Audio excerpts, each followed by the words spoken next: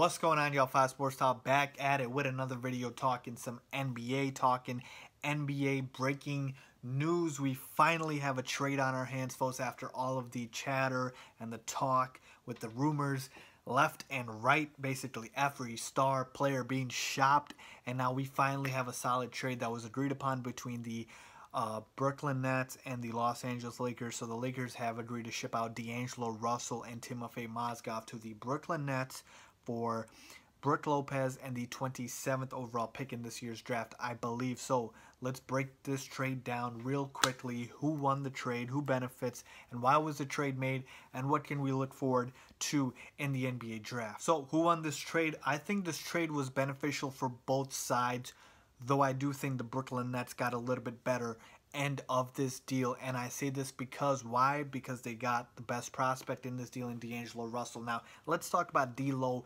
real quick. Okay, D'Angelo Russell was the second pick in the NBA draft, I believe 2 years ago, and he was touted as a great prospect. In fact, he was the future of the Lakers rebuild. He was the guy that they were going to start the rebuild with, and now he's getting shipped out the door in what is essentially a salary cap dump because of Timofey Mozgov, and I will get to him in just a second here. And D'Angelo Russell, I thought, had a bright future. I believe he averaged 16 and 5 last season, somewhere around that. He was progressing. Yes, he had his ups and downs and whatnot, but I thought D'Lo still showed enough signs for the Lakers to keep him as part of their core. Where everything went downhill with D'Angelo Russell when that Nick Young incident happened. If you remember, before that Nick Young incident, everybody was on board with D'Angelo Russell. But after that incident, the locker room had issues. There were chemistry issues. Teammates didn't trust D'Lo. His confidence went down. And as a result, his game suffered. So that, to me, it's kind of sad, but it was the detriment of D'Angelo Russell. And I believe the reason, well, more so, I will get to the point, but more so because of his downfall and the Lakers saying, okay, now he's expendable. I believe that whole event, in a way, led to him playing bad, and that made him expendable. Now let's talk about Mozgov. He signed to a 4-year, $64 million deal last year. He was basically the first deal signed, folks, and as soon as that deal happened, everybody knew.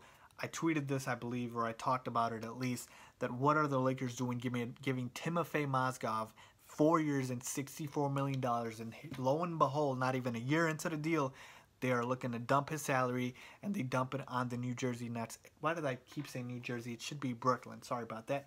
Brooklyn Nets, okay?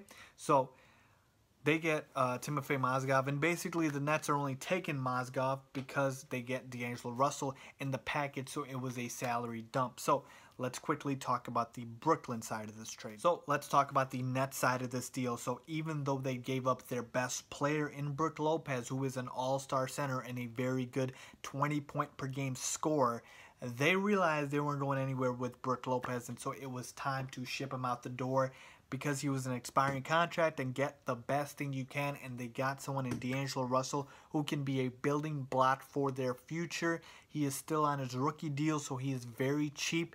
And yes, I know the roster is a bit of a mismatch right now. They've got Jeremy Lin. They've got guys like Rondae Hollis-Jefferson, Karis LeVert, Sean Kilpatrick. But you know what? At this point, you acquire as much talent as you can acquire, and you figure things out later.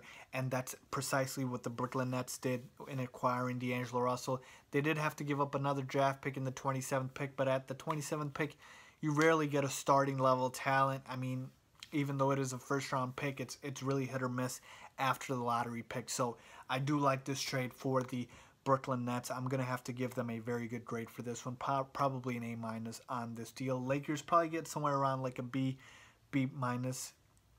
ish range. And finally, a couple of quick things to note here. This trade means Lonzo Ball to the Lakers is a lock at number 2. You can look forward to that. They're going to be drafting Lonzo Ball, and this also means that they were going to go full in on Paul George. Not that they weren't before, but what happens now is they might get that package needed to trade for Paul George. So now you can ship a Jordan Clarkson with that 27th pick you just acquired and shop that to Indiana for Paul George, or any deal like that. Maybe if you don't want to wait till next year to get him, or even if you want to wait till next year, you can have a lineup of Lonzo Ball, Brandon Ingram, Paul George, Julius Randle, and Brook Lopez with Clarkson and Larry Nance off the bench. So depending on what you do, a lot of options there. So that's what the Lakers are looking to do. It's all about Lonzo Ball, getting him at number 2. They've locked in on him, and Paul George coming over. And that's basically it, folks. So let me know what you guys think about this trade. Good trade, bad trade. Leave a comment down below. And if you like this video, please give it a thumbs up. And as always, don't forget to subscribe. Thanks for watching.